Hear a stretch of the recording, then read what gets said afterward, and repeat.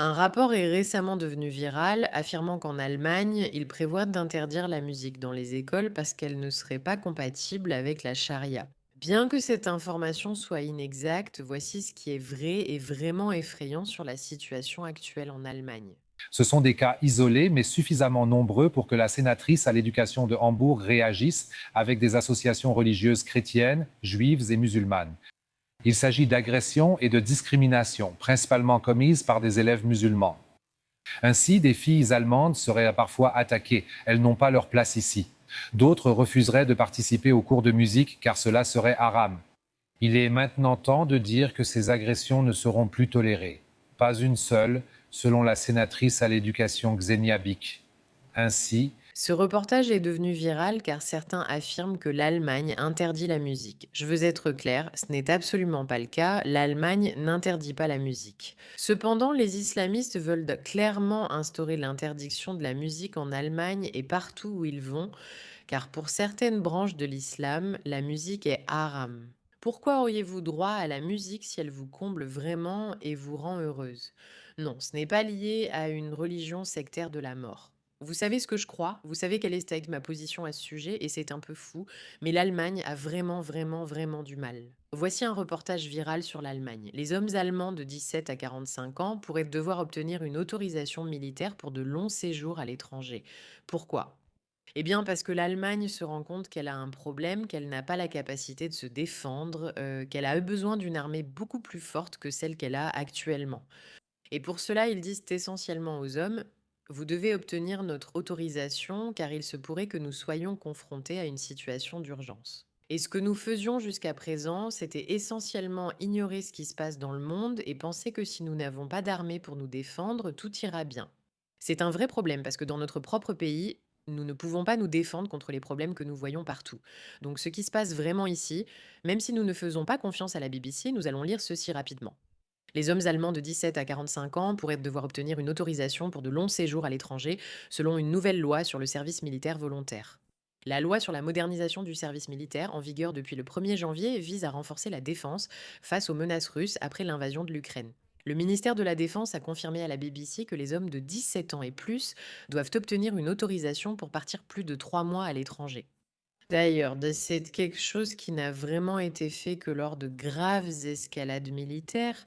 Il n'est pas clair si leur motivation vient de la situation en Iran, du déclin de l'Europe, de l'inquiétude face à l'invasion russe ou de leur incapacité à se défendre chez eux. Mais en ce moment, l'Allemagne dit qu'il faut passer à la vitesse supérieure. Nous devons simplement nous en occuper un peu. Et je vous rappelle que c'était Angela Merkel qui disait: faites venir les immigrés, faites-les entrer, faites-les entrer, faites-les entrer. Et maintenant, l'Allemagne subit vraiment, vraiment les conséquences. Regardons ce que cette femme a à dire. Le danger ne vient pas de l'extérieur, il vient de l'intérieur. Il est issu des élites mondialistes, de Bruxelles et de trop nombreuses capitales européennes. Et précisément parce qu'il porte un masque de bienveillance, il est si diaboliquement dangereux. Ils inondent nos pays d'une immigration illégale de masse. Ils obligent notre propre peuple à nourrir, loger et privilégier ces masses, tandis que la criminalité explose, que le terrorisme rôde dans nos rues et que l'extrémisme islamique s'enracine. Et ce faisant, ils volent l'âme même de nos nations européennes. C'est un trio très simple pour expliquer ce qui se passe, voire même plus à ce stade.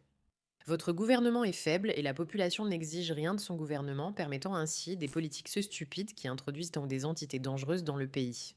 Ensuite, le pays est incapable de se défendre et réclame un gouvernement fort pour exiger un changement. Ces personnes qui ont été requalifiées, vous savez, comme des exemples d'altruisme, d'empathie suicidaire dont nous avons parlé, dire que ces immigrés n'ont nulle part où aller et qu'on doit les accueillir est très gentil. Sauf que lorsque ces émigrants arrivent, ce qu'ils finissent par faire, c'est violer les enfants et tout faire pour détruire la culture qui n'est pas préservée. Vous voyez, lorsque vous permettez à une entité dangereuse d'entrer chez vous, ce que vous dites, c'est que ma maison ne vaut pas la peine d'être protégée. Ces personnes dangereuses comptent de plus pour moi que ma culture. Quand un gouvernement agit ainsi, c'est exactement ce qu'il dit, encore et encore. Et voilà le problème. Les habitants de ces pays en ont tout simplement assez.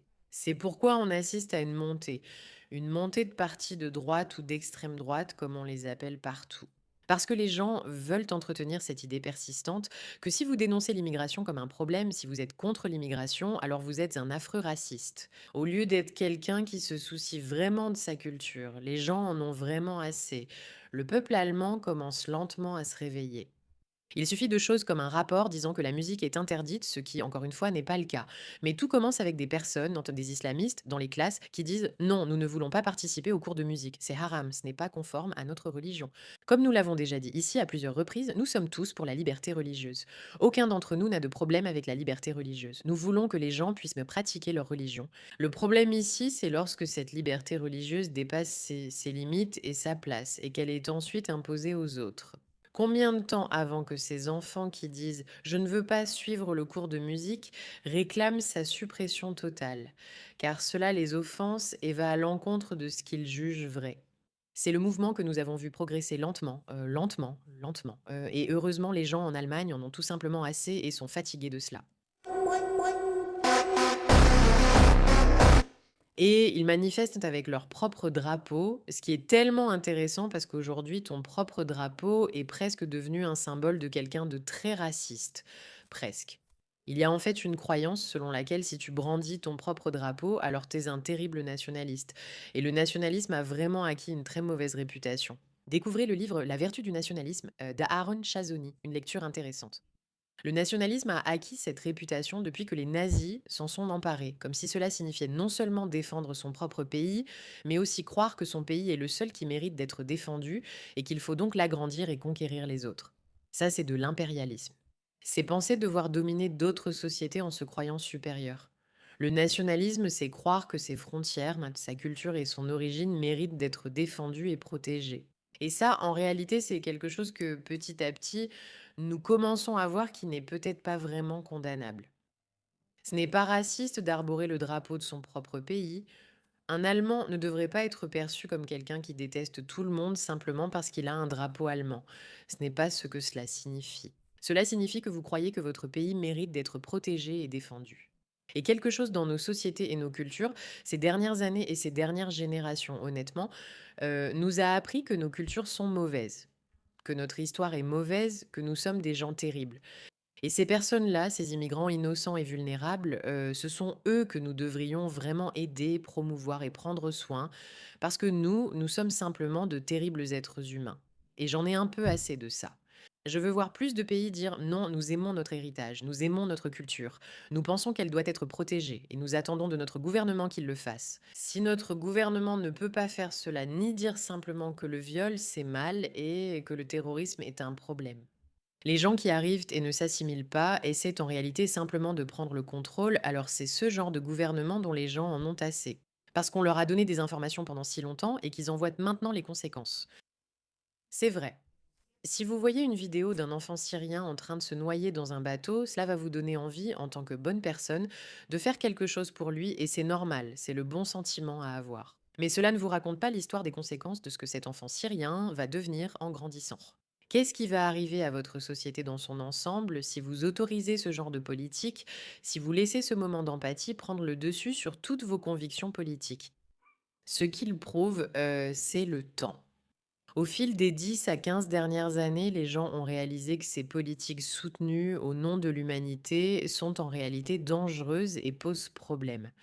Se débarrasser de la musique est une mauvaise chose parce que la musique est belle. Et une religion qui veut vous imposer cela est problématique. Ce n'est pas une bonne chose. Mais il faut du temps pour que les gens en soient convaincus. Je pense que les gens ont commencé à en être convaincus à ce stade. Vous voyez ce que je veux dire? Bref, merci pour votre attention à ce sujet, Matt. Et souvenez-vous, aujourd'hui va être une bonne journée.